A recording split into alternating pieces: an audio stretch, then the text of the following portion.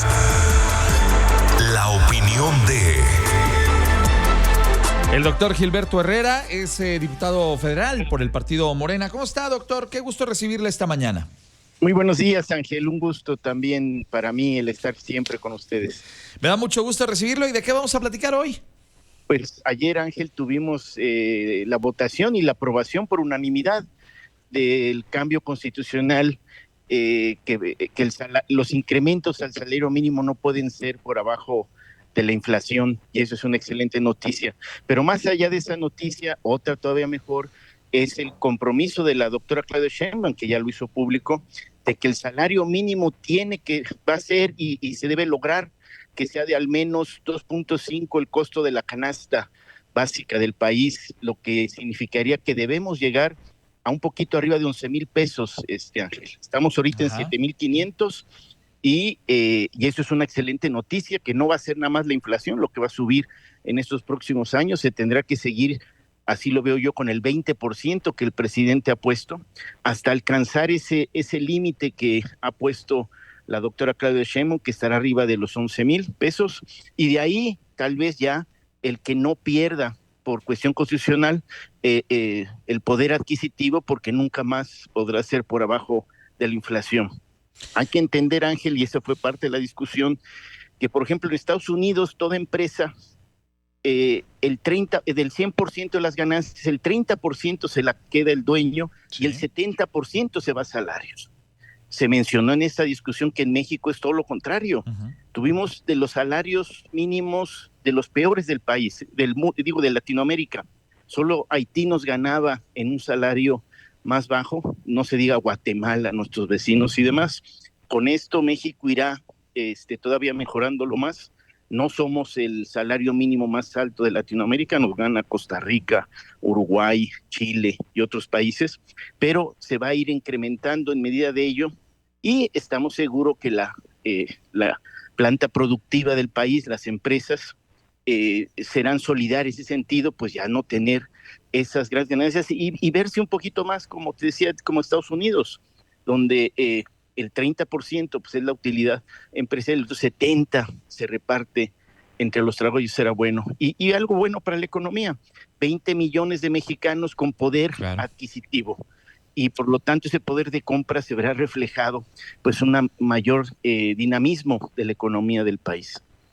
Pues la verdad es que sin duda propios y extraños. Es más, ahorita hace unos minutos, como usted sabe, tuve la mesa de análisis político y propios y extraños le reconocen a esta administración federal este gran avance que ha tenido, que además echa por tierra este discurso que se manejó durante prácticamente 50 años de que aguas cuando se subieran los salarios mínimos, casi con pincitas, porque en cuanto se subieran, ¡pum!, la espiral inflacional y el país se iba a ir al demonio. La verdad es que las malas decisiones económicas que varios de los políticos del pasado tomaron nos dejaron el país hecho un desgarriate, y cada final de sexenio, lo decía yo al arranque del noticiario en la mañana y lo reitero ahora, era agarrar el rosario, doctor, porque no sabíamos cómo nos iba a agarrar la economía con cada cambio de sexenio. Y hay que decir que una de las cosas positivas que nos deja esta administración es eso, una economía con niveles de estabilidad y, claro, unos salarios mínimos como nunca se habían visto en el último medio siglo, doctor.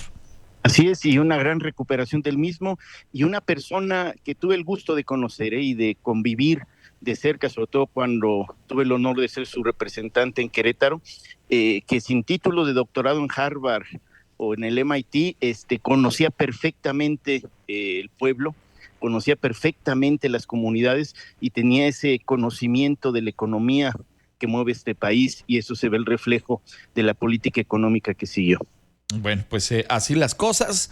De verdad que sí, es uno de los grandes logros que ha dejado esta administración federal, y que pues volvemos a lo mismo, ¿no? O sea, le ha entendido como nunca el presidente López Obrador a lo que los sectores populares estaban necesitando. Muchos han cuestionado el tema de los apoyos económicos, pero pues es una realidad. Hay, a día de hoy, estaba yo revisando algunas cifras que decía el Coneval que salieron 5,5 millones de mexicanos de la pobreza, eso tomando el número de 2022, nos falta el 23 y el 24, y yo creo que ahí vamos a encontrar también números bien interesantes, porque yo creo que la cifra nos va a decir que nunca antes en un sexenio habían salido tantos mexicanos de la pobreza, y se entiende gracias a ese tema, doctor.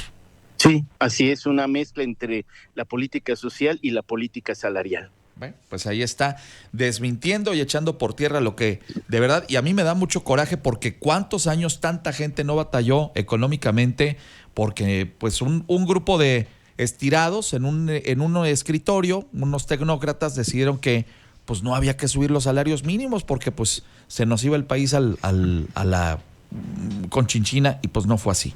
Oiga, qué gusto saludarlo, doctor, la verdad. Igualmente, un enorme saludo igual a todos por allá. Le mando un gran abrazo. Ha estado con ustedes Gracias. El doctor Gilberto Herrera, quien es diputado federal por el partido Morena. Linterna